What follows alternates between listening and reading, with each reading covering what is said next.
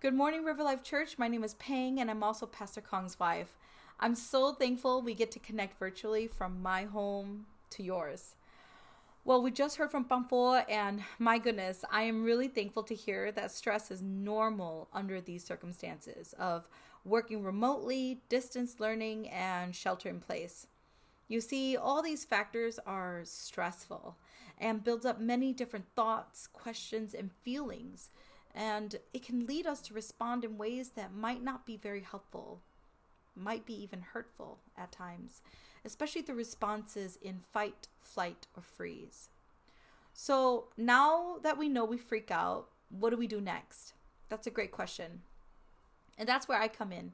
And I'd like to talk about self-care during our time together. Yes, self-care. Now, you're probably asking, when do I have time for self-care? Is this another thing that I have to add to my to-do list? You might even be worried, like, is this another goal I'll fail at? And honestly, those are honest and real questions and concerns.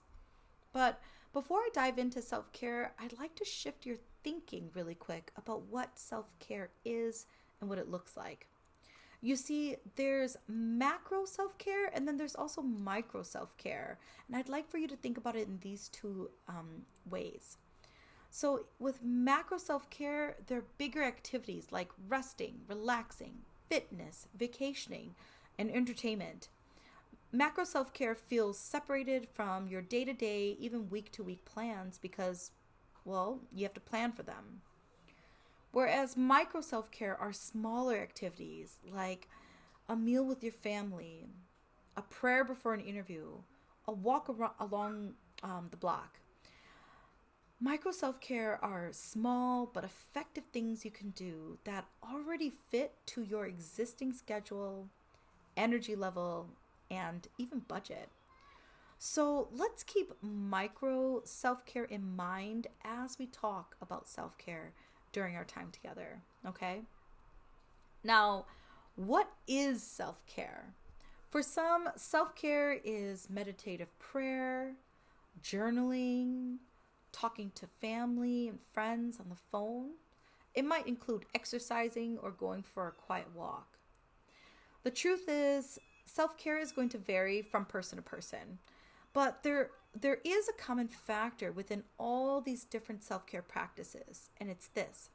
Self-care makes and keeps us healthy and turns us towards God and people. Let me say that one more time. Self-care makes and keeps us healthy and turns us towards God and people.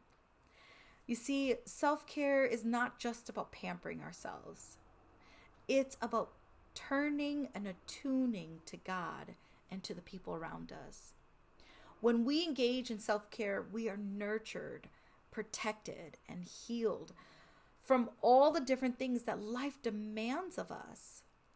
And I don't know about you, but to me, that's refreshing and reassuring to know and acknowledge that I long to be nurtured, protected, and healed.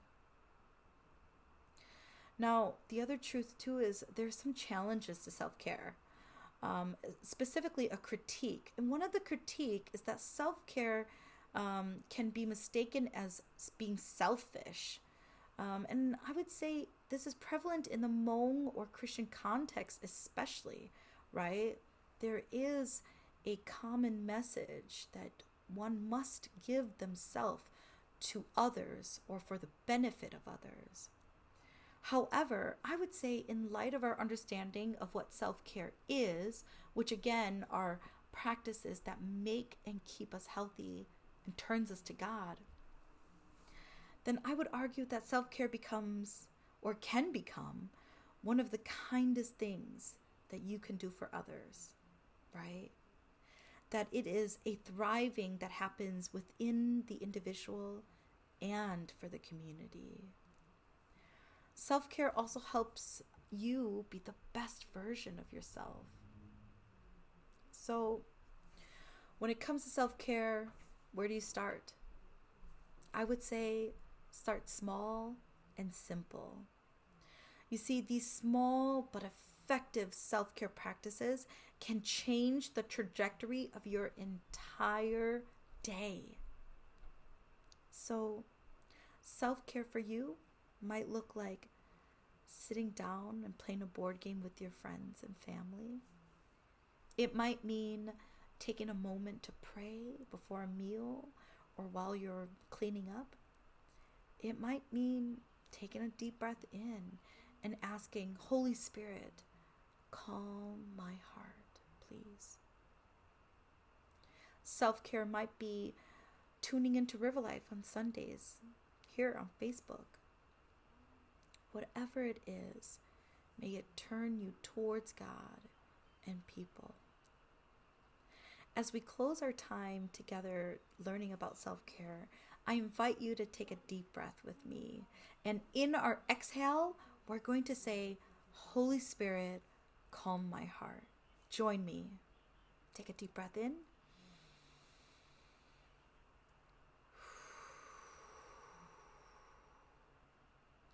Holy Spirit, calm my heart. Hey, God bless you as you say yes to self-care and turn towards God and His people. Love you all.